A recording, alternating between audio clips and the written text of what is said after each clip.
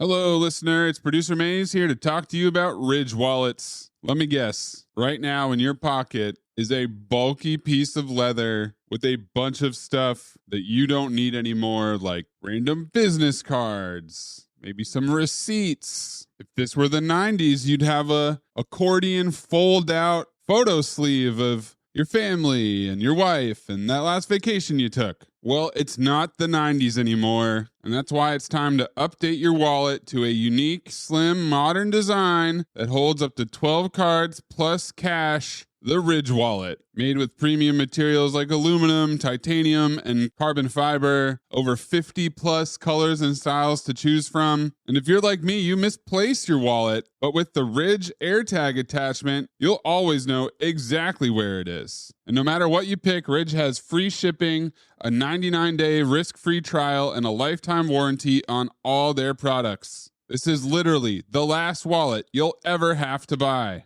For a limited time, our listeners get 10% off at Ridge by using code Cinephobe at checkout. Just head to ridge.com and use code Cinephobe, and you're all set. After your purchase, they will ask where you heard about them. Please support our show and tell them Cinephobe sent you. Oh, the car from Carvana's here. Well, will you look at that? It's exactly what I ordered. Like, precisely. It would be crazy if there were any catches. But there aren't, right?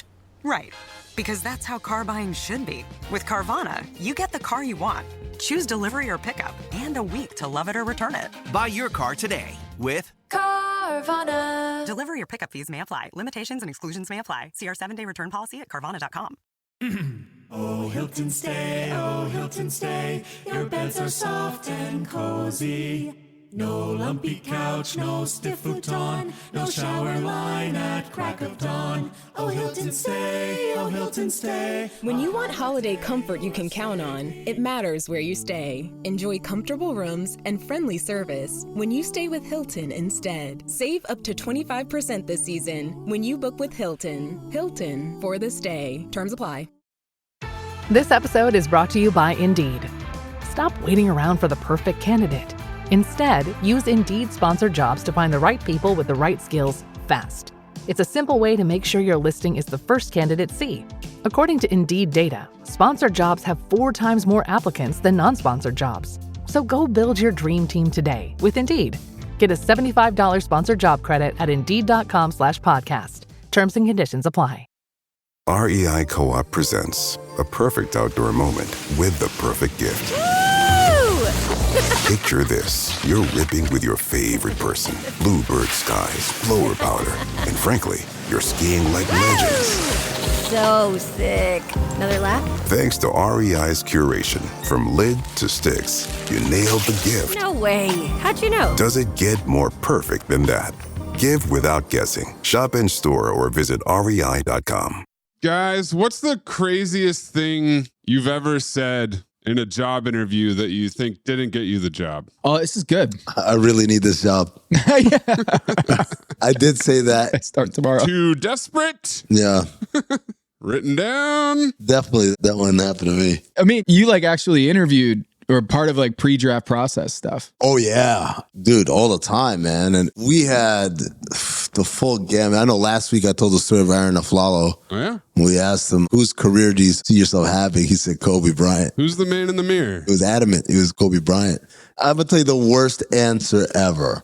I'm not going to say the player's name. Uh-huh. This is a player who had been accused of choking his girlfriend. He had a domestic violence thing. And so you're going to interview through the pre-draft process a lot of players, and sometimes they have records or some sort of thing in their past. And you interview them, and 99 times out of 100, you get some form of, yeah, it was a mistake. I should have never done that. And it's really opened my eyes to da-da-da. Some sort of I'm sorry and I'll never do it again. So we got through the whole interview, and most of his answers are really good. And of course, we got to ask you about the allegation. And this kid, his answer is oh, I only choked her for a second. Oh, no. No. Full on 100% irritated. No. He'd been asked that question, I guess, everywhere. So he's like, come on, guys. Only choked him for like a second. At what point is it not okay? The math in his head is like 3 seconds. Yeah. The 5-second rule, you pick up some food, it's somehow okay. I grabbed it, I let it go. What's the big deal? Was basically his answer. So that might have been the worst. And it's not like you caught him off guard. It's a job interview. Yeah. Yeah. Well, his media training wore off Yeah. by the time that answer to your interview came up. That's too bad. Oh, Drew Holiday had a great pre-draft interview. We were falling over each other. Well, Drew Holiday, is on the same level as Nikola Jokic. Some people's mind. Yeah, it's in some people's minds, yes. Why are you asking, Maze? Yeah, why are you bringing all this up? It's not even pre-draft. Well, have you guys heard what LaMelo Ball said in his pre-draft interview? Where? With the Minnesota Timberwolves. Ooh. According to one John Krasinski of The Athletic, not of The Office. Oh, because they had the number 1 pick. They had the number 1 pick. They went with Anthony Edwards, which has turned out to be a great pick. In hindsight, was a little more questionable at the time. And here's what John Krasinski had to say. They had an interview with LaMelo Ball during this process, trying to figure out, hey, is this the guy for us? And LaMelo did not interview very well. And one of the questions that was asked of him is, hey, LaMelo, okay, after you're done playing, what do you see yourself doing when your career is over? What do you things do you aspire to? And LaMelo said, I want to be president of the United States. Can I just say, it really is not what you say, it's who says it. Because I imagine if Harrison Barnes, or Drew Holiday for that matter, Yeah. if they're asked if you weren't an NBA player or what would you be doing, I want to be president of the United States. You'd be like, you know what? Yes. Great answer. Grant Hill had said that in his pre-draft interview for sure. Shane Battier? Shane Battier for sure. I mean, hell, Bill Bradley actually ran for president, right? So, yeah. So what does that say about LaMelo Ball? What are you saying about LaMelo Ball, Tom? I'm just saying, it is so funny to me that he says it and it's like, what a terrible answer. You can't say that in a draft interview. But I'm like, Malcolm Brogdon. If Malcolm Brogdon said that, yeah. CJ McCollum, you'd be like, yeah, I could see it. Absolutely. Garrett Temple. I love that he has these aspirations to be a civically minded individual who wants to make the world better and feels like he can really change the world. I love this answer. President of the United States. Great. Andre Iguodala. Tom, what draft class was LaMelo Ball in? 2020. Yeah. 2020. Who was president? Oh. When LaMelo Ball said this? Oh. Okay, now I'm picking up what you're putting down. Got it. They both had a reality show. Mhm. They're both rich. Yeah. They both ran a sketchy company. Yeah. He's looking in the mirror. What's so crazy? He's like a combination of the 44th and the 45th presidents. He's got all the Trump stuff, and then also he's black, so or half black. So there you go. Put them all together. I mean, if this voter base carries over their infatuation with 6'7", Oh, no. they put 6'7" on the ballot. I made a big mistake on the broadcast the other night, guys. You said 6'7". The Haberstroh that night was 67. Was that legitimate, or did you plan this? Legitimate. I said it on air. I was like, 67 is tonight's Haberstroh. That's the most points that Denny Avdia and Shaedon Sharpe have combined to score, and it's the most points that any duo for the Blazers have in the last 2 years, 67. And then my brain kind of broke because I just heard my daughter saying 6'7", 6'7", and I did it on air. And then Kevin Calabro was like, what are you talking about? And Lamar had to jump in. Lamar's like, hey, you just made a lot of kids out there really happy. And so LaMelo, I'm sorry. LaMelo just infiltrated our brains, and now we're all crippled with 6'7". I have a bet going with my kids, and it's looking like I'm going to lose that bet. Oh, no. I said by January, Ooh. no one's going to be saying that. Oh, man. No, yeah. But this is like 2 months ago.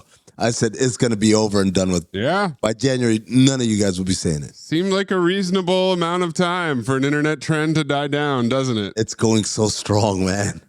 It seems to get stronger. It really is. Can't believe I'm going to lose this bet. The next Haberstroh that comes up, or the big number that comes up, or anything on this program that has 6 and 7 or 67, we're just going to strike it from the record. We're going to supercharge it. Okay. Wow. Tom delegating supercharges now. I'll bring it up with our executive producer, Zach Harper. Seems like Tom wants to be president of the Illumination.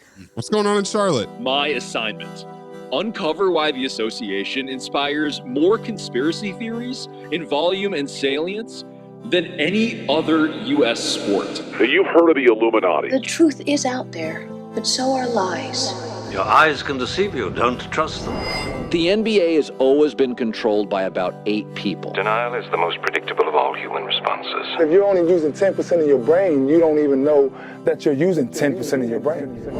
The NBA Illuminati. If coincidences are just coincidences, why do they feel so contrived? The Illuminati. But you start to follow the money, and you don't know where the f*** it's going to take you. It is unspoken. They have influence among other players. The NBA Illuminati. I don't have time for your convenient ignorance. Maybe I'm a conspiracist now as well. That's all it took. Oh, we got books, we got schools. You saw a video on YouTube. Why my eyes, sir? You've never used them before. We are the Basketball Illuminati.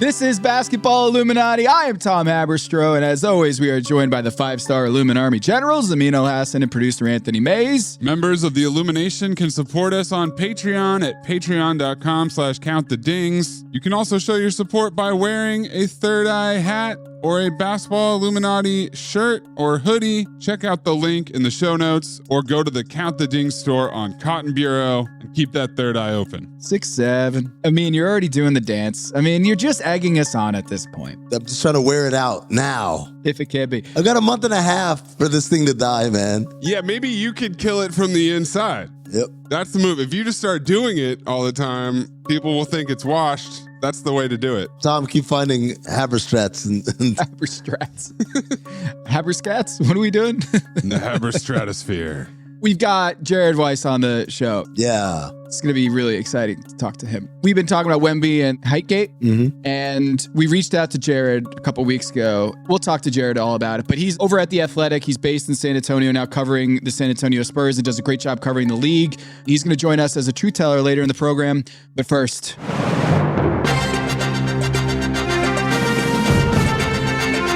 You are listening to The Agenda with Amin Elhassan and Tom Haberstroh.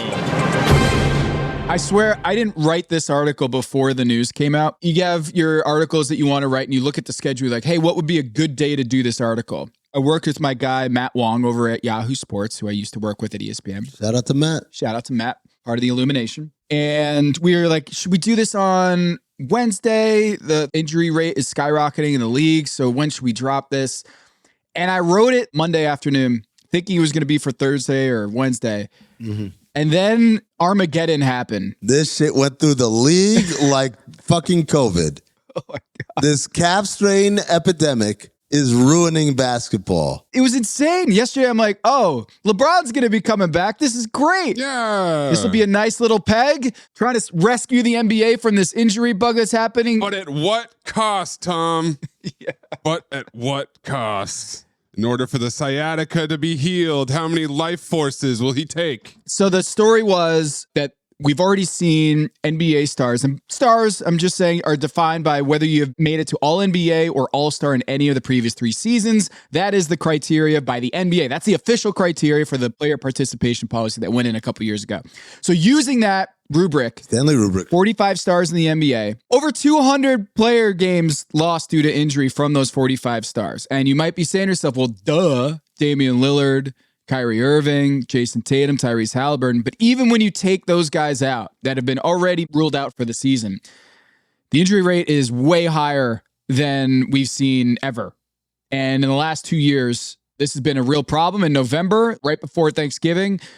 But then Giannis left the game with an injury, a groin injury. Ja Morant was ruled out for the Tuesday game with a calf injury, and Wemby was ruled out for the next 2 to 3 weeks, few weeks, I guess it was called, with a calf injury, and it just kept snowballing from there. So I was like, you know what? We got to write this for tomorrow. And what I didn't realize, guys, is that remember we were talking about how Wemby's not on national TV enough? The NBA, right after we did that, they flexed in Wemby's debut on NBC against the Memphis Grizzlies. Tuesday, November 18th. Oh, no. Grand opening, grand closing. Scriptwriters working overtime. I feel somewhat responsible for this. I said we need to get Wemby on TV as much as possible, and then when they do it, He got hurt. he ends up tearing his calf. Damn it, Tom. The calf strains, though, it's crazy. So you got Anthony Davis, Victor Wembanyama, Ja Morant, Kobe White, Ty Jerome, Dylan Harper, Drew Holiday is day-to-day with a calf injury. The calves are out of control, folks.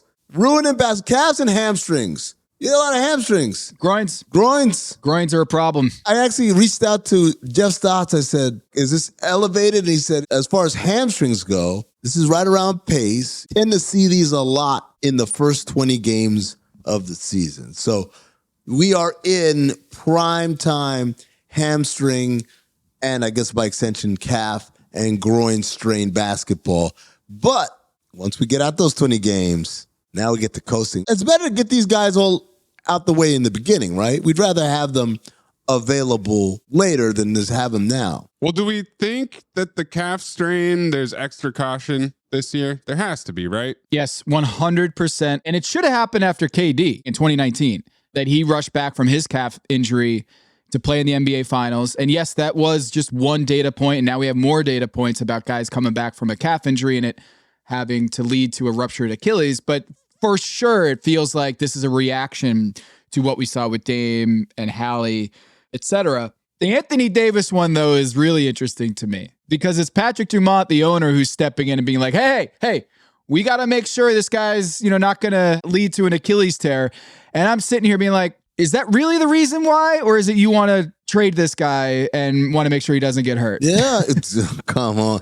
Connect the fucking dots. That's the one where you think someone's about to get traded? Not Ja Morant? Connect all those dots. All of them. All together. Maybe swap them for each other. A little calf for a calf. Here's the funny part, Maze. Dallas definitely needs a point guard. There are no mistakes, no coincidences. Kyrie's still a ways away. At the same time, Memphis, I don't know if they need bigs. Zach Edey just came back. Jaren Jackson Jr. is obviously still there and playing well. If I'm Memphis, I don't need Anthony Davis. So what do? You do a little three-way action. And you say, who out there really needs a big? You look westward, young man. Why is he trying to get all sexy on us? Like, hey, if you need some three-way action. His Windhorse fingers are spiritually up and out right now. I felt like he was narrating some sort of romantic scene. He is. He's narrating a three-way. I'm narrating something tawdry. He's consummating the thing. I am.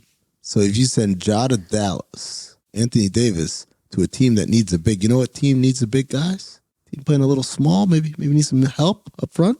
Warriors? Maybe a little Golden State action. There you go. And then you send Kuminga to Memphis. Or does Kuminga go somewhere else? Oh, you're trying to get more people involved in this. Now it's four-way. Let's turn this into an orgy. Ooh. Something to ponder. I don't know. There's something there, I think. What if calf is really just another way to say trading block? Well, Wemby's not on the trading block. Well, that we know of. We should ask Jared about that. Okay. Because I did see him working out at shoot-around. It seemed like his calf looked okay. You look fine. I just asked Chad, can you create an acronym with CAF? What'd he say? Control, awareness, limit, force. Okay, working with it. Careful activity limits function. I'm trying to see if we can figure out a way. Hey, it's a calf injury. Calling all loser franchises. Oh, there it is. Suck it, Chad.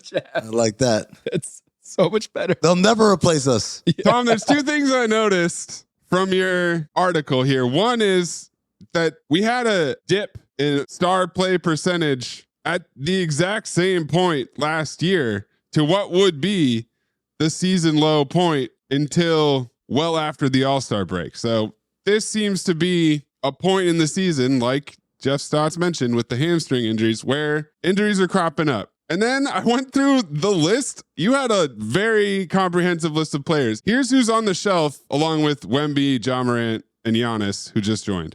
Jalen Brunson, Jalen Williams, Jalen Green, Paolo Banchero, Tyler Hero, Bam Adebayo, OG Anunoby, Joel Embiid, Zion Williamson, Trae Young, Cam Thomas, Cade Cunningham, Kawhi Leonard, and Anthony Davis. LaMelo Ball is not considered a star, but he's the leading vote getter at All-Star. But by the NBA's definition, he's not a star, but he's missed half the season. Chet Holmgren, not technically a star. So you go on the list, and there's a lot of injuries to players who are really good that aren't technically stars. And I think the issue is we haven't gotten past this bright line. But Maze, we're approaching more than half of the league stars are injured right now. Yikes. And so if you're the networks and you just bought a huge mansion and you paid a huge amount of money for that mansion and you go inside and there's water leaks, rats everywhere, and there's broken this and broken that, the HVAC doesn't work, I feel like you're going to be pretty pissed about this, right? And especially when you flex in Ja Morant and Wemby, move mountains to get this on national TV, on NBC, Wemby's debut on NBC, and then boom, he's hurt. What was the original? Do you know what the original game was going to be? Detroit, Atlanta. Oh, that's a much better game. Yeah, would have been fun.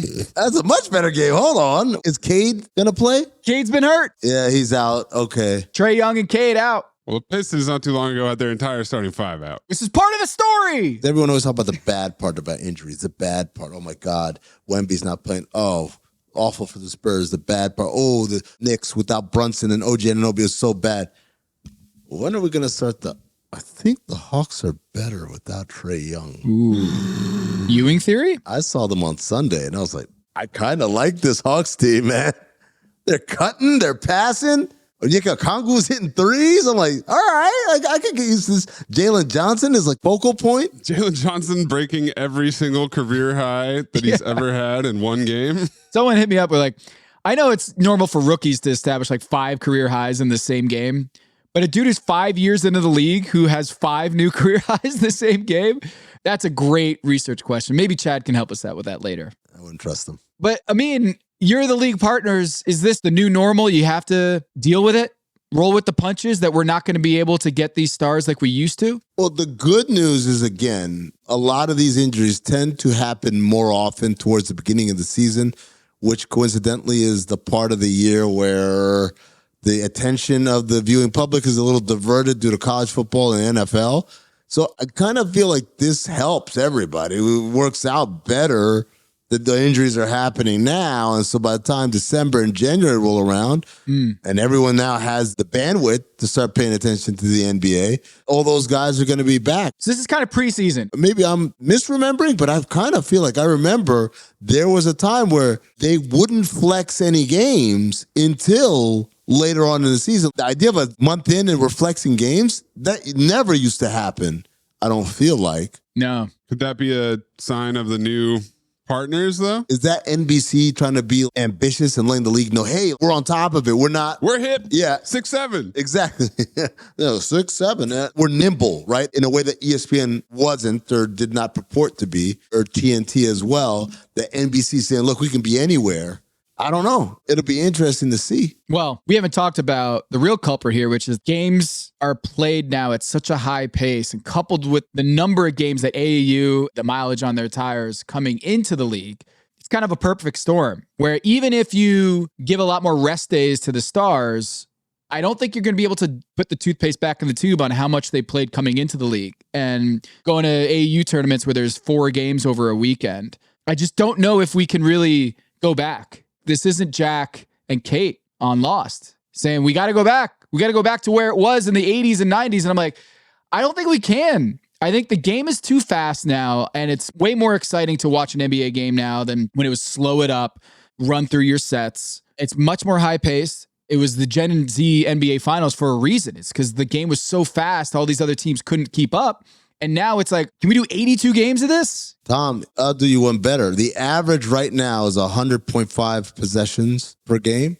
10 years ago, I'm not talking about, the 2000s and the 90s or whatever. I'm talking about 10 years ago. The Warriors are at the top of the world and they blew a 3-1 lead, which seems very close and very familiar, right?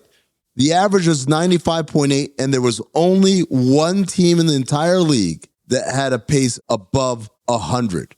10 years later, the average is 100.5. And if you had a pace of below 100, you would be in the bottom third in the NBA in pace. Different sport, man. We went from the Kings were the fastest team 10 years ago they would be one of the slowest teams, certainly below average in today's NBA. So all of this is complicit. The speed of the game, the minutes logged on all these players prior to them becoming NBA players. Also, the specialization, right? We talked about this a lot in past episodes. The idea that athletes of different eras coming up were, in their formative years, multi-sport athletes. I told the story about Wayne Gretzky saying as soon as hockey season was over, he threw his hockey shit in the basement, picked up a glove, and never looked back until like the weather started going cold again. He said, my dream was to be an MLB player, not a hockey player. That's the greatest hockey player of all time. And so there are benefits, of course, to cross-training and all that. But the biggest benefit is that you're not overworking the same muscle, the same tendons over and over and over again. And that's what's happening pretty much to all these kids. This was Steve Kerr's thing in the playoffs last year, and Aaron Gordon's thing in the playoffs last year is the way that the game is playing. We need extra days off to have these bodies recover from it. And Steph Curry hurts his hamstring. I think it was game 1 of the Western Conference semifinals. And that's it. That's a wrap. Because he played 46 minutes like 2 days before in Houston in game 7. And he said in this article, again, it's Yahoo Sports, I think all the complaints of wear and tear and the scheduling are valid, but they all fall on deaf ears because of the dollar sign. It's a tough thing. It's a tough thing for Adam Silver to navigate as all the players are making more money and the TV partners are paying more money. And yet, does this even matter at the end of the day? It feels kind of heartless and cold-hearted to say that. Players are getting injured, calf injuries, and they're limping around and they're missing games. But at the end of the day, everyone's richer for it. So are we really going to do anything about this? There you go, Tom. You said it all. Nope. All Okay. right, then. That's it. Fine. Done. We solved it. It's not going to be solved. Let's all take less money. Shit. Well, speaking of Steph Curry not traveling, seems like he did pretty good when he got to hang out in San Antonio for a few days. Let's ask Jared Weiss about it. You all think I'm late. Well, I'm not late. And I'm going to stay right here and fight for this lost cause, even if this room gets filled with lies like these. And the Taylors and all their armies come marching into this place. Somebody will listen to me. There's no better way to overpower a trickle of doubt than with a flood of naked truth. But the complexity and the gray lie not in the truth, but what you do with the truth once you have it. What is true and right is true and right for all. You and I both know that that's just not the truth. You can't handle the truth. Too messy. Keeps them up nights. I'm here because in the end, the truth is worth the risk. Speak a little truth and people lose their minds. I'm a grown man, you can tell me the truth. Why is it people who want the truth never believe it when they hear it? So you know what I'm going to do? I'm going to do something really outrageous. I'm going to tell the truth. I think, Jared, you're gassing us up. You don't actually listen to this show, right? You don't actually listen. I'm gonna stick up for him. You don't even have to answer the question, Jared. I'm gonna stick up for him because when we had Michael C. Wright on, he hit me up immediately. Jared was like, "I'm right here. I'm writing about this right now." Listen, guys, do you know what I do every morning before I wake up? Before I open my 2 eyes, I get my third eye open. Yeah, there it is. I'm a member of the Illumination army here, guys. I'm looking for the truth all over the place. He starts at the third eye, Tom, and then the other two open. The other two are I got to be ready for whatever's coming my way. I got to keep that third eye open before anything. Yeah, I don't think the third eye closes at night.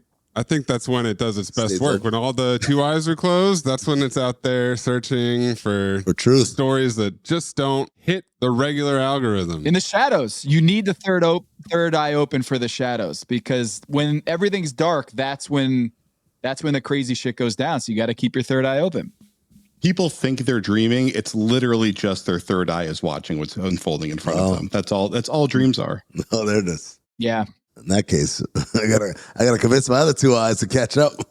Is Tuesday night's NBC debut of Victor Wembanyama with Ja Morant? That was just a dream. It was a figment of our imagination. This was going to happen on Tuesday night. I'm sure NBC's thrilled. They flexed out the hottest team in the NBA, the Detroit Pistons, for this game with both the stars out. But I mean, this is life in the Western Conference, my friends. And it's not just Wemby, it's also Stephon Castle, it's Dylan Harper. Both of the young guards are out in this. Jordan McLaughlin. Yeah. Excuse me. Pardon me. Hey, come on, guys. The good news is De'Aaron Fox is available to take all the shots. And now no one will blame him for not passing it to Wemby. Yeah. So it's a calf injury with Wemby. Yeah, I mean, my theory from all of the outer space information I've been intercepting here in San Antonio is that what happened was the aliens only programmed Wemby's bones to grow to a certain length. So once he grew all the way out to what looks about 7'12" at this point, the calf just couldn't take that level of growth, and that's what caused the strain. That's at least what I'm hearing from my alien sources.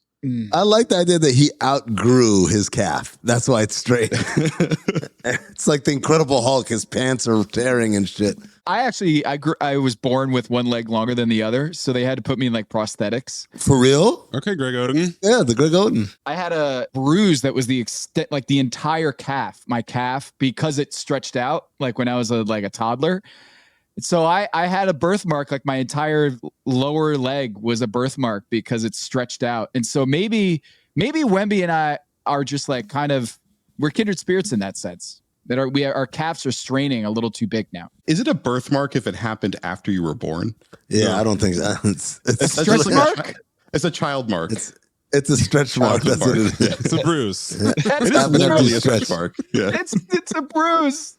That's not a birthmark. That's just a bruise. Yeah, that's true. I just wanted to sound like it was cool. Bruise to your ego decades later, now that you learn that it's not a birthmark. What are your alien sources saying about Tom's relationship to Wemby? Yeah.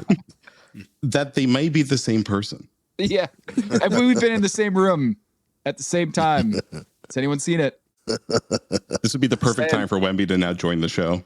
Yeah. Whip off his Tom mask and be like, this is me all along. I don't understand what we did, Jared. We were saying on this show that Wemby needed to be on the air more, national TV. They didn't have him on nearly as much as, say, the Lakers or the Warriors. You cover Wemby and the Spurs. Wemby absolutely as a spectacle, as like something that you must watch and see what he's going to do on a nightly basis. It was genuinely justified for them to flex in this game. And it's just bad luck that Tuesday, November 18th was the first game. Well, not the first game he was out, but that this is just bad luck based on his calf injury that cropped up over the weekend. It happened against the Warriors in the second game against the Warriors. Yeah, it looked like his leg just kind of got caught under pods while they were falling, and he just kind of tweaked his leg a little bit. And the thing is, from what I was told, he wants to play. Like, he didn't want to sit out. It was that they had an MRI done because he complained of calf tightness. And once they saw something a little bit funky on the MRI, they're like, all right, shut it down. This is Wemby. We're not taking any risks here. It's pretty simple. And I just got back home from watching him at Spurs practice where he was just standing by the court, just like hammering through the legs dribbles. Like, clearly he's putting his work in. He just can't really move around right now as much as he should. So they're going to sit him for a little while. The calf strain. It's like this is the Grim Reaper now visiting upon teams. Right now, anytime you see a calf strain pop up, we're going to be overtly cautious. Dylan Harper, is he still in a walking boot or is he out the boot now? No, he's fine now. He's out of the walking boot. So he from what I've heard, he's probably looking at sometime around after Thanksgiving as his return date. So he's getting pretty close. Yeah, I think abundance of caution is the buzzword in the NBA. We're sitting this guy out for 2 to 3 weeks as out of abundance of caution. So we did it earlier. The guys with that calf strain. I got all your calves right here. Don't worry about it. Right. I got your calves right here. So we got Anthony Davis. We got John Morant. We got Kobe White. We've got Ty Jerome, who's yet to play a game. We've got Drew Holiday. We've got Dylan Harper and Victor Wembanyama. Those are your calf injuries. Yeah, that's a lot. But according to Jeff Stotts of InStreetClothes.com, not totally out of the ordinary to see this many calf strains at this point in the season. But Jared, you've been covering this league as probably one of the top writers where I look at your article and I'm like, I wish I came up with that idea. What do you make of this? Do you think that this is just an early season blip, nothing to see here, or do you think there's more to this string of calf injuries that Wemby is now part of this unfortunate group?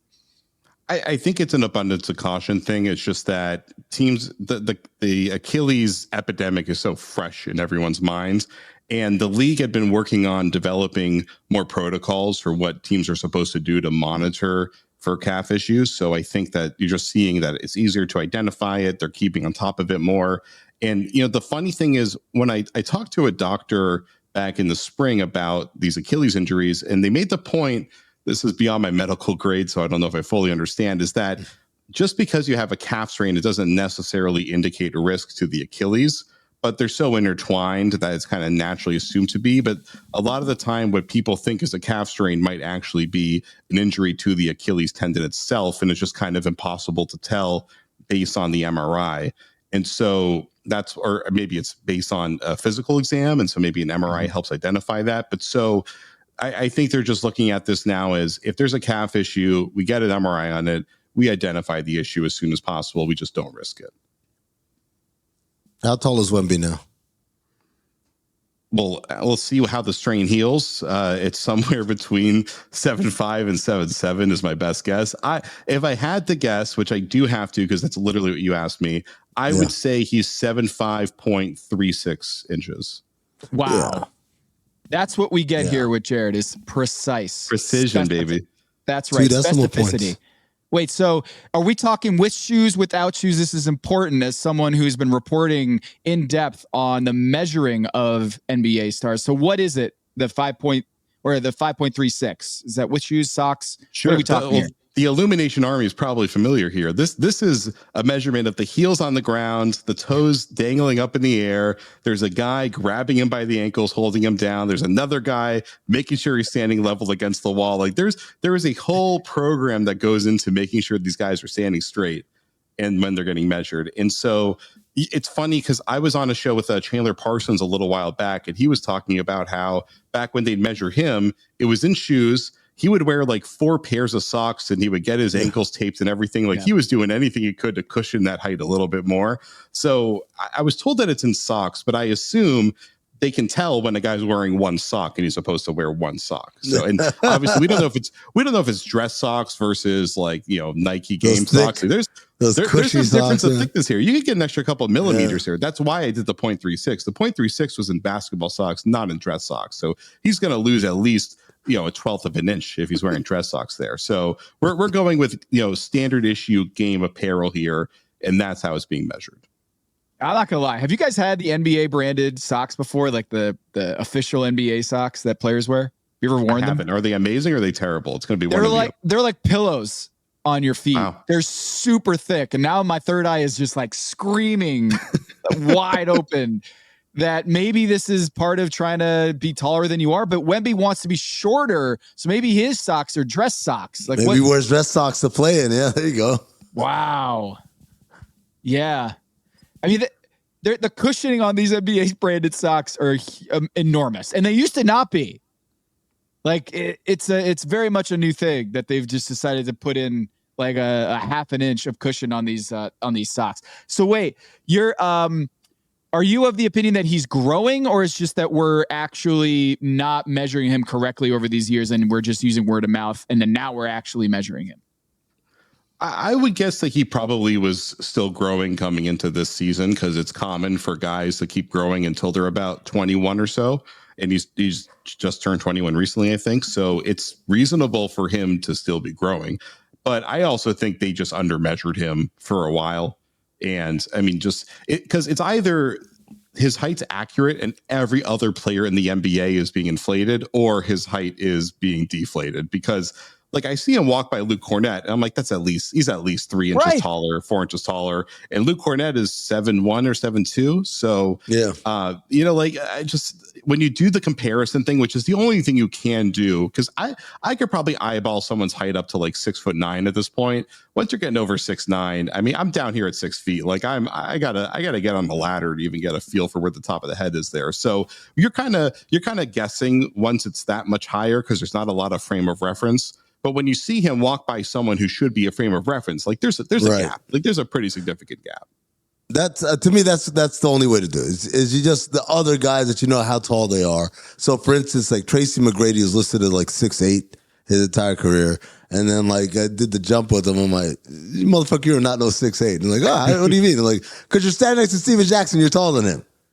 And like that's how I know. It's like you are noticeably taller than the other tall individuals that do this show with us. And it's like, yeah, it turns out like Tracy was 6'10" this whole time. This whole time he's a 6'10" shooting guard.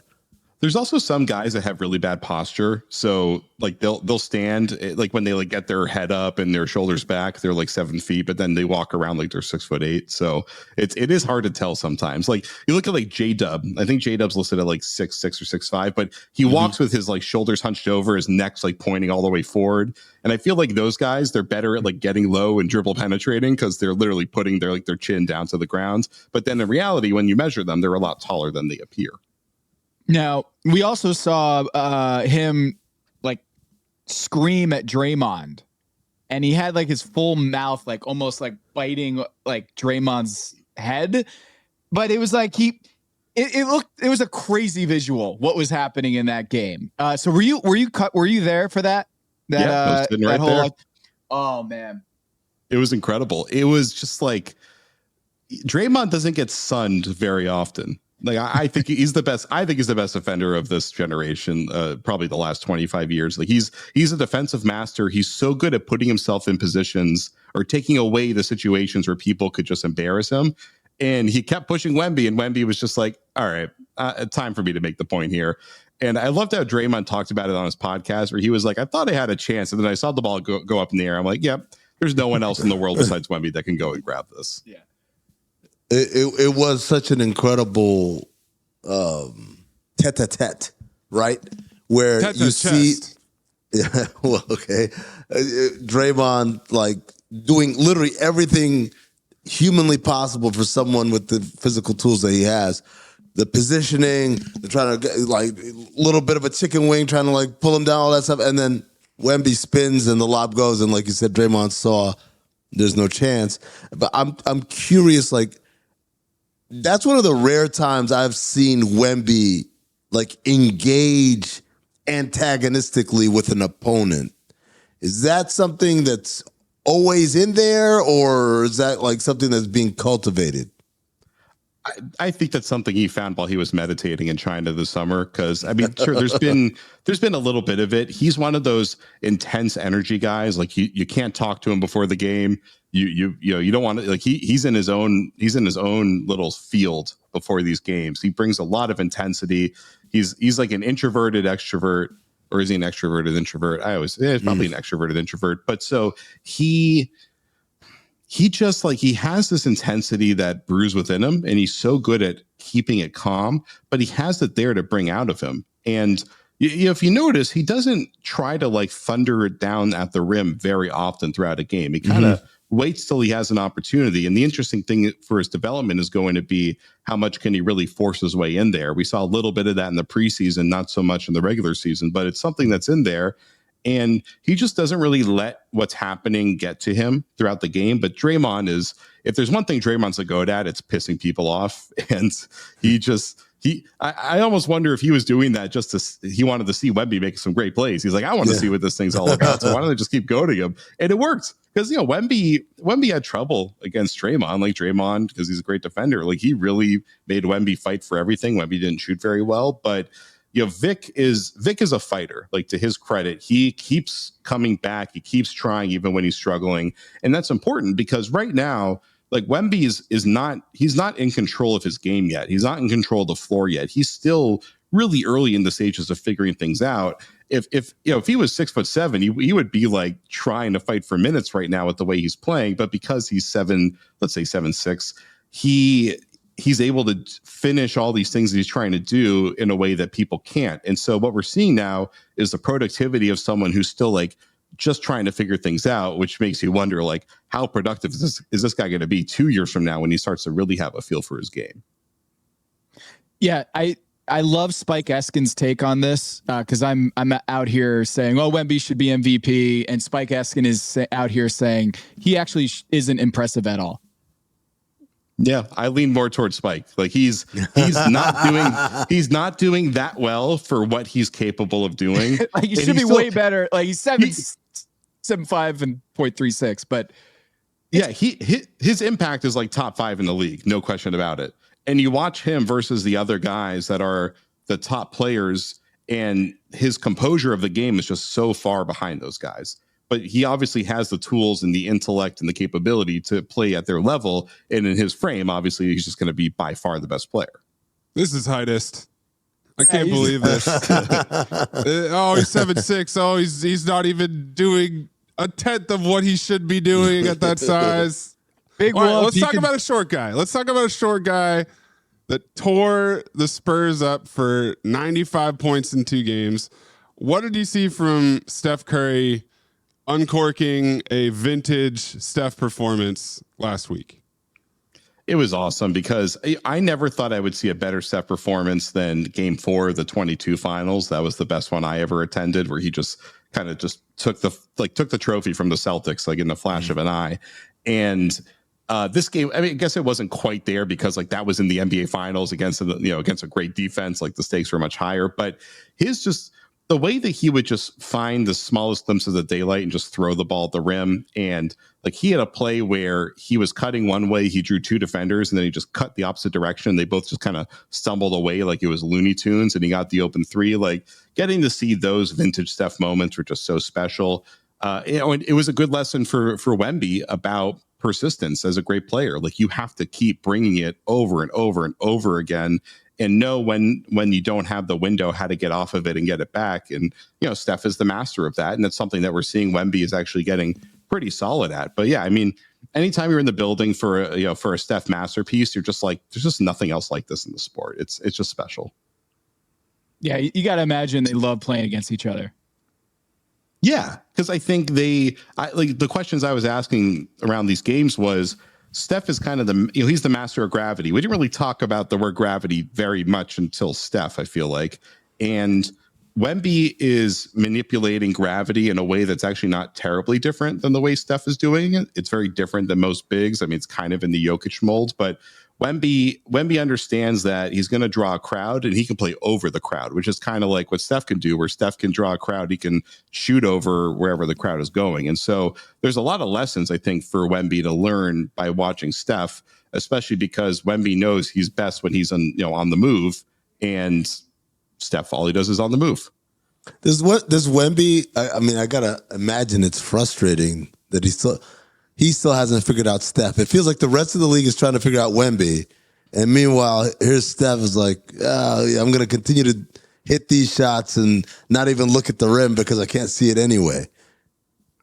Well, I mean, the most impressive thing that I thought Steph and Draymond did, it was in that second game, was they got Vic kind of up in no man's land with the actions they were trying to run, and that gave room for Jimmy Butler to cut behind him. And so the Warriors really won that game by having Steph's gravity draw Wemby away from the rim. And there's very few teams that have been able to take Wemby kind of completely out of protecting the rim. And Wemby looks a little bit lost there because Wemby's really good point of attack out on the perimeter. He can, he did a good job shutting down Steph in that clip that everybody saw from that first Warriors game.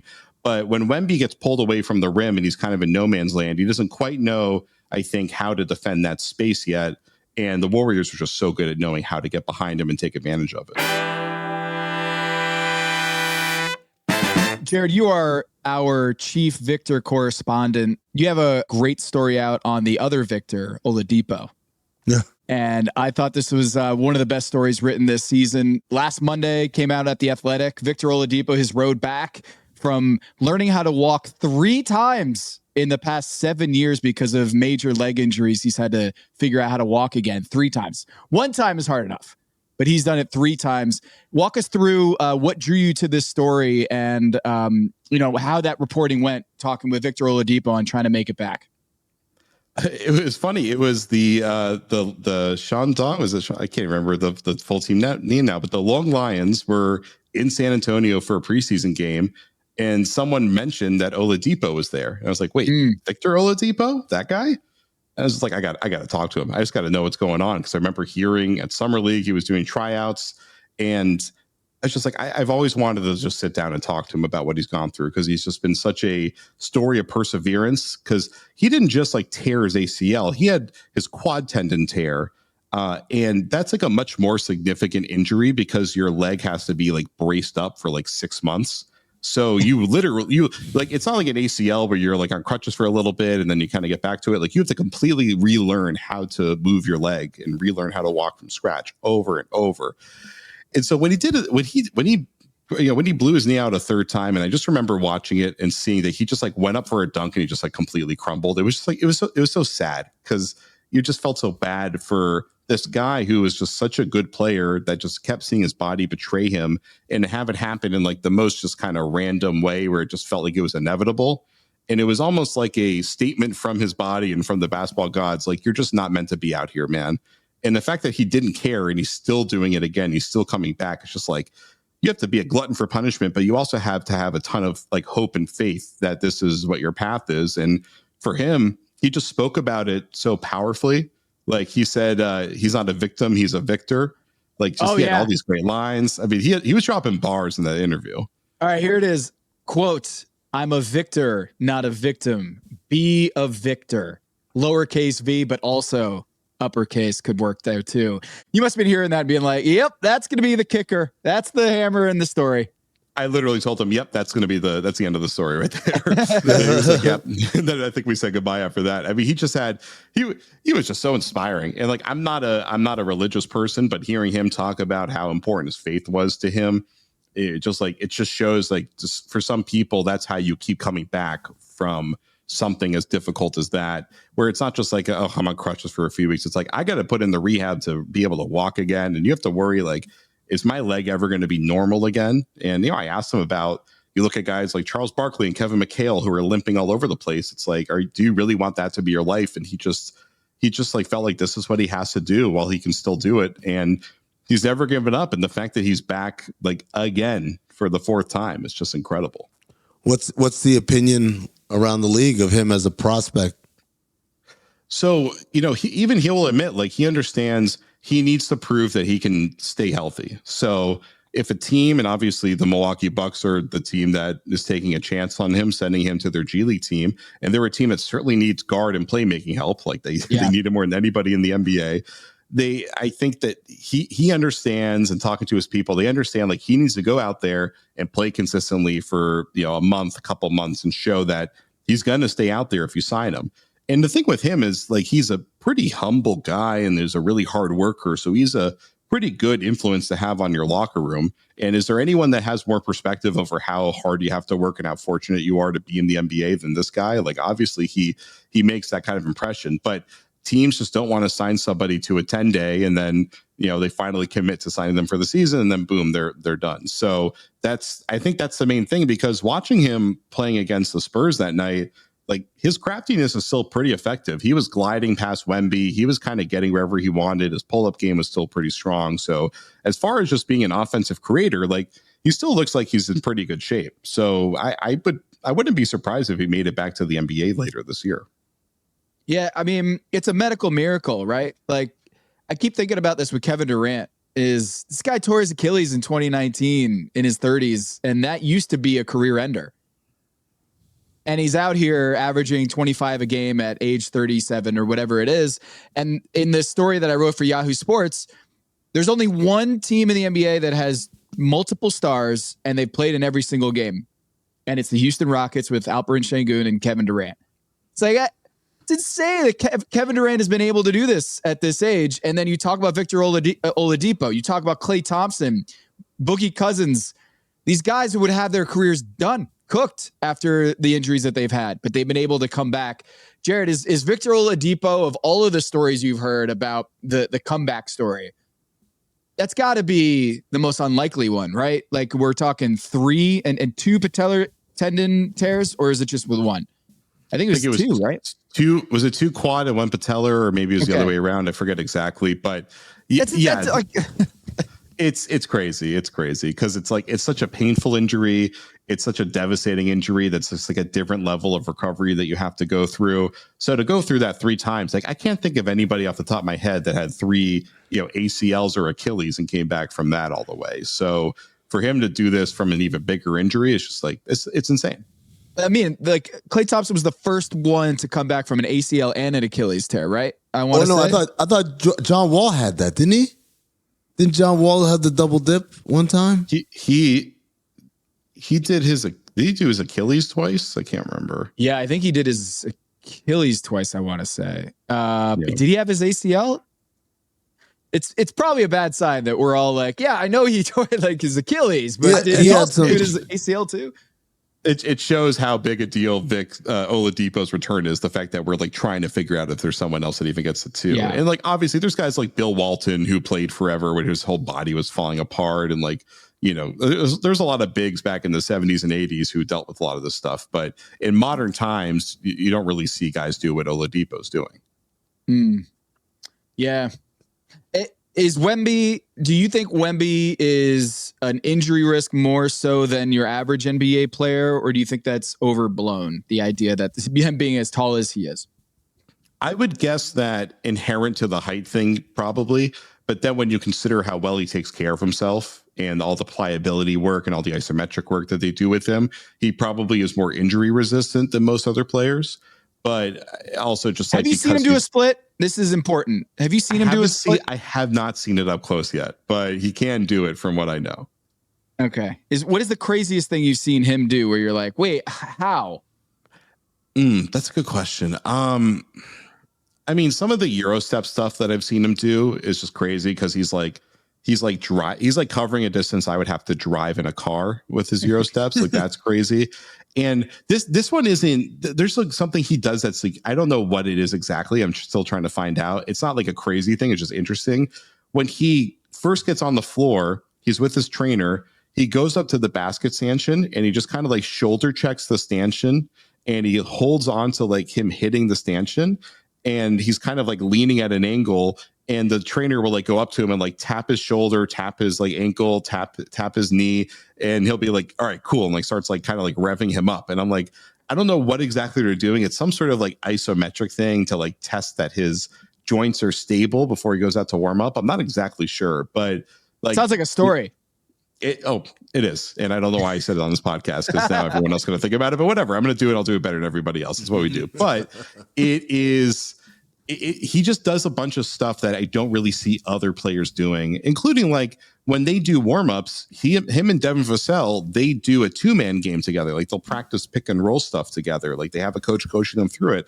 I can't really think of any other players in the NBA I've seen during pregame warmups, like work on plays with other players. That stuff doesn't really happen. So he just goes about everything in a different way.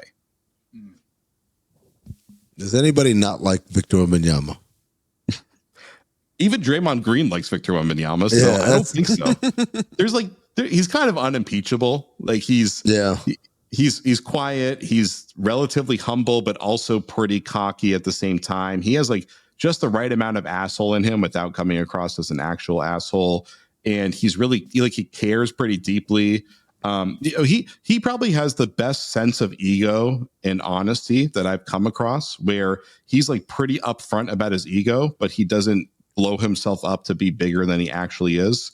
And I think because he does that, when he says stuff like, I could hit that shot with my eyes closed, you're like, you probably could. So I guess I don't think he's being an idiot by saying that. So he's doesn't matter. What was his line? Like he's like, height is. I passed. Oh no, yeah. I thought you meant the line. I passed up a shot I could make with my eyes closed to a teammate could make the shot. No, that's the one I was thinking about. You know, but the thing is, we didn't really get to like the intellectual side of the height discussion.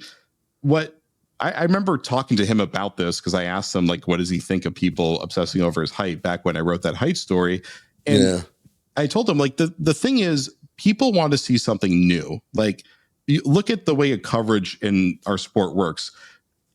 The biggest thing by far, probably even bigger than the finals, is like transaction seasons, trade deadline, the draft, free agency. People just want to know where the new stuff is going. They almost care about that more than they care about the games themselves. And so when Wemby is the tallest player in the sport, or maybe the tallest ever, everything he does is brand new. No one else has done what he's done at his height. So it makes him more of a spectacle, and it makes everything he does more novel, which makes people more fascinated by it. That's why I think people care so much about the height thing. Yeah, and why do we have to lie about it? That's what I care about. Is why is it so like mysterious? Like, why does it have to be a mystery? I mean, I don't know whose decision it is to list him at a height that no one seems to think that he is, whether it's the team, whether it's him. I don't know what his motivation would be to do that besides like the same reason. I mean, I remember did you guys have Mike right on when you were talking about how like KG and Kevin Durant, how they didn't want to be classified by a certain position. Is Wemby's role going to change because he's 7'6" instead of 7'4"? Like, no, it's not going to change anything. So I don't know. There's no practical application. I think it's just a personal taste thing, or it's something that the Spurs want to do for whatever reason. But it seems like it would be beneficial from a business perspective to call him the tallest player ever. And then everybody can be like, there's the tallest player ever. And he's going to be one of the best ever. But for some reason, he doesn't want the attention on it. Well, I'll tell you why. It's because you and Spike Eskin, you guys fucking say he's an underachiever. Yeah. Right? The taller he is, the less impressive any of the shit he does is. I didn't say he's an underachiever. I just said he's a bum. Two totally different things. But he's the best bum we'll ever see, probably. What is bum in French, Maze? Bum. Le bum. Le bumba. Straightforward. Jared, have you ever seen him go off on a teammate? Yeah, I feel like we have. Like, I feel like we've. I can't remember this year that I can think of. He is definitely. I've seen him talk to teammates, but I've never seen him like lose his cool at teammates. Right.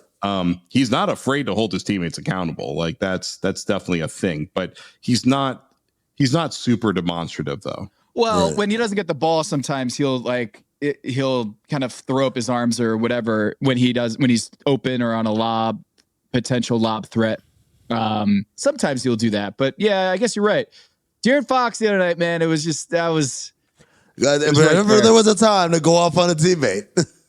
Yeah, that it's funny because De'Aaron Fox, like his game is that contested pull-up mid-ranger to win it. Like he won Clutch Player of the Year off of that, so I didn't really have an issue with him taking those shots. And the Warriors like pick and roll coverage on Wemby at the end of the game was phenomenal. They were doing an amazing job of forcing Fox to throw it over the top to him, and then Jimmy Butler picked one off. Like they weren't getting clean looks to Wemby, and they just didn't have a good feel for how to get Wemby the ball in that one. So I don't think Fox was just taking the shots because he wanted to take them. Like they were running plays to try to get Wemby the ball, and it just wasn't working.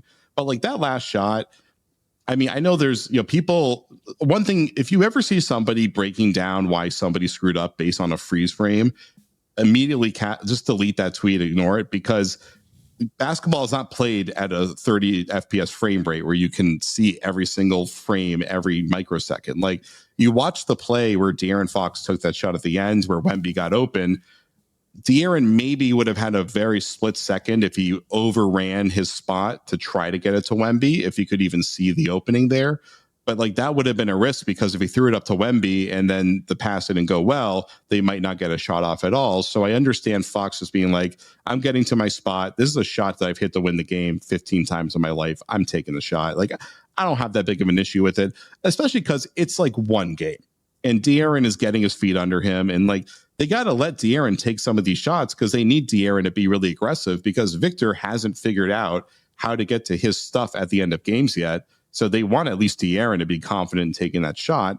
And also, if you're Mitch Johnson, you need De'Aaron to feel like completely empowered to play his game the way he plays his game and not think, oh, I have to get it to Victor because it's the end of the game. Like De'Aaron Fox is a great closer. Like they got to lean into that.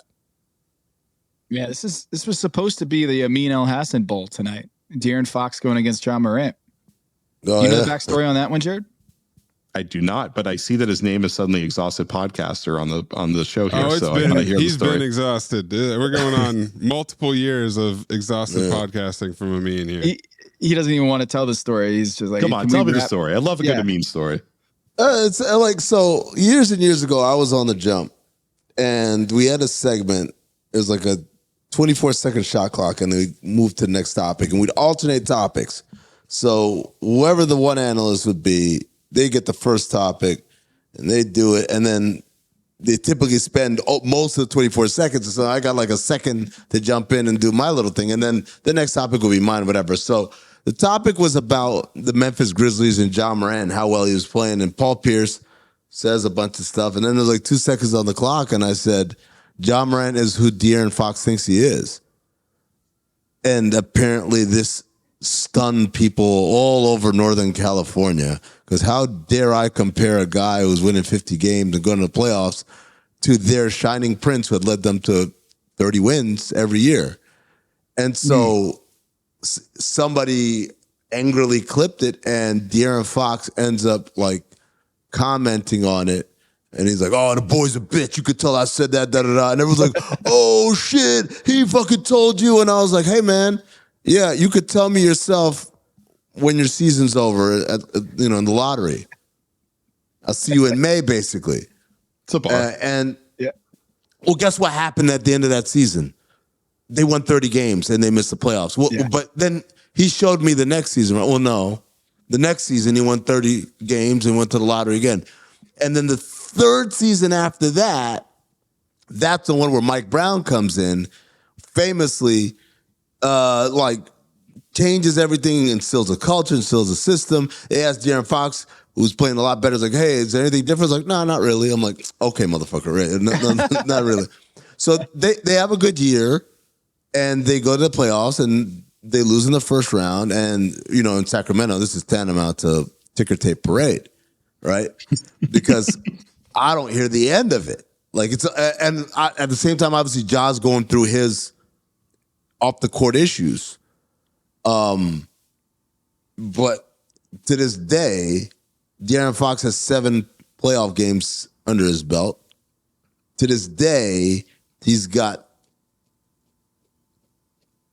This is right now the second longest he's been over 500 in his career. Yeah, but Ja Morant's ducking him now. He's ducking him. Yeah, he doesn't want that smoke, on NBC. Or is he just ducking having to play in the team system right now? Maybe that's probably more likely. Yeah. I whenever I see De'Aaron Fox and Ja Morant play against each other, I always think about Amin. So unfortunately, we're not going to get that. It's crazy.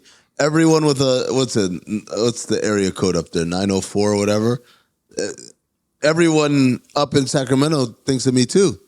The local radio is like, we'll do shows like, oh, that fucking Amin. And then I'm like, yo, how big of a loser are you? And by the way, your team sucks. You've made the playoffs one time in the last 3 collective bargain agreements. I think that's the measuring stick. Look, I can't do it in years. We do it in collective bargain agreements. We talk about Sacramento. And you're probably the only team I could say you've had 3 great coaches and you ran them all off in the last 20 years. Like, how many teams could say, we haven't had a lot of success, but you're still trying to find out? You had 3 of them. You ran Rick Adelman off. And then you had your bad years. Like you found Mike Malone won a championship. Yeah, you got Michael Malone, then you ran his ass off, and then you got Mike Brown, who fucking fixed your piece of shit organization, and you ran him off too. And it's just like, but I'm the asshole. Like, come on, man. Yeah, we got to get a meet on the Kings broadcast. This would be fun. But that's the other crazy thing. It's like simultaneously. At least recently, there's a time when people who work for the Kings did not like me, and I'm like, why? Because you guys suck every year. Like, this is prior to them making the playoffs, prior to the Monty McNair, Wes Wilcox regime, and all that. Like, I was like, you dare be upset at me for pointing out that you guys were awful? What? Stop being awful. How about that? But like over the years, I know a lot of people who work for the Kings, right? Start with the broadcast. Mark Jones, Kyle Draper, Katie Christensen. Like, I know all these people. I'm very good with all these people. These are my friends, right? Alvin Gentry in the front office there. I know Alvin. Obviously, I knew Wes before he left. I knew Mike Brown before he left. So it's just like, I don't have any animosity towards the Kings organization or Sacramento.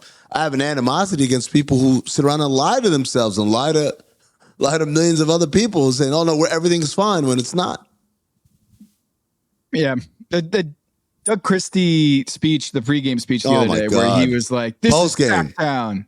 Yeah. Oh, my God. Yeah, like, by the way, like, what jingoistic kind of garbage, right? Like, that ain't going to save your job, bro. like appealing to people. Like I've been here since. Remember when we? Nobody cares, man. Nobody cares. That ain't gonna save your job. You gotta go out there. He go talk tough, and then they go get their ass beat even harder the next night. Hilarious, man. It's bad. It's bad. He was like, "We're 3-9, but you wait," and it's like, my name is Douglas Wade Christie. I'm the man. We're 12 games into the season. What are you doing? What are you doing? And again, that's the delusion I'm talking about. We say, the haters. What haters? You're awful. This is the worst start. Do you guys know this? This is the worst start. Think about how bad the Kings have been. This is the worst start they've had since Rick Adelman. The worst start to the season since Rick Adelman left. Yeah. I think like no way. Is that more surprising that the Spurs had never started out 5-0? Yes. Yeah. Though that's much more shocking. I mean, like there's been some bad times here, but I mean, I just watched this team up close, and they just don't fit together. It's very obvious, and I can't blame Doug Christie too much for it. Like their roster just doesn't work. But my thing, Jared, is like, I think all of us would say, Doug, you got dealt a tough hand with your personnel. I don't think anyone would say, the media just hating on you. Look, what are you talking about, man? Who are you talking to? Like calling everyone haters, and you know who you are looking around the room. Yeah, like, it's me, motherfucker. You suck. When you and by the way, to all fan bases, all 30 of them, you want me to stop saying your team sucks? Here's a novel concept. Maybe they should stop sucking, and then I'll say they don't suck anymore. You don't hear me say the Knicks suck anymore. They're good. The Pistons don't suck anymore. They're good. That's how this shit works. You're bad, I tell you you're bad. You're good, I say you're good. And if you're Washington, I say, at least you have something to look forward to. At least that's what I said after they were 1-3.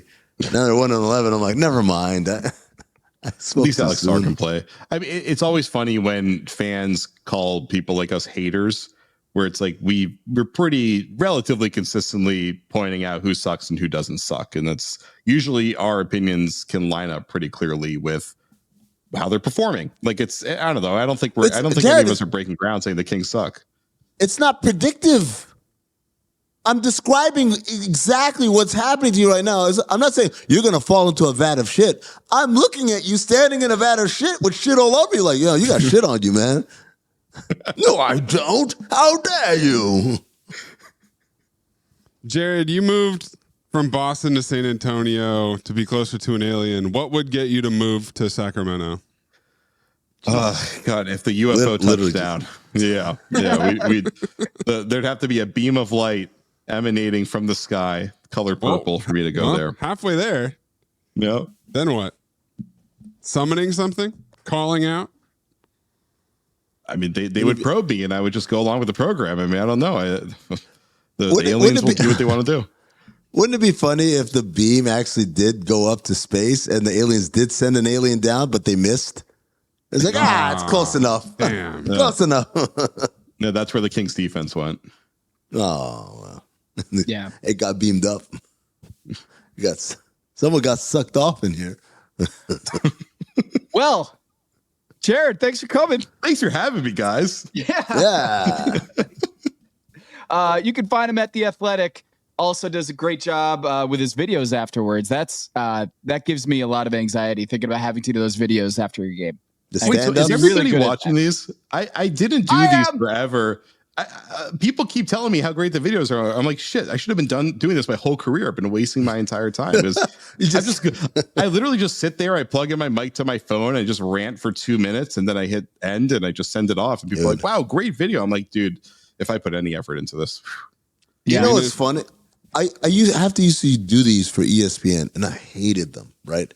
I'd set up, put the little thing on the tripod, and I grab my phone, my microphone, and and I was like, and I realized now the reason I hated them was because I was trying to do them like I was like Ed Werder. Yeah. Like, the Phoenix Suns fell to the. I'm like, I should have been doing that shit just any which way. As Amin Elhassan, not Ed Werder. I should have. Yeah, for real, man. Well, you're like one of the great ranters of all time. I mean, you just were sitting back on your couch, and Tom's like, "Oh, he doesn't want to talk," and then you just did a 20-minute monologue. At the That top was of your good lungs. coaching. So it's like, that was good podcast coaching by my Tom. back. My back hurts, man. I'm just I'm trying to I'm listening, but I'm like, when you were shitting on Sacramento, though. the key to good content is rant incoherently, and eventually you'll be good at it. Mm-hmm. Yeah, which is why Wemby, in order to maximize his potential, he needs to just be more of Amin Elhassan, more of a dick, and start ranting, yelling at people. Right now, Wemby is in his Edwarder phase. That's where he is. When he gets to his Amin Elhassan phase, forget about it, everybody. It's like Jared the Vince Rice, McMahon meme. That's how we have to end this. Is Victor Wembanyama needs to stop being Edwarder is where we're at right now. That's the analysis, and I think it's after listening to this pod, I think it makes a lot of sense. Jared Rice from The Athletic, thanks so much for joining us, and thanks so much for being a striped star member of the Illumination. I think you're a general at this point. Thanks so much, man. Wow, I gotta go because I gotta go keep my third eye open at the game in a few minutes. But I'll let you guys know if I see any truth. Okay. Yeah. Thank you. Tell us about it.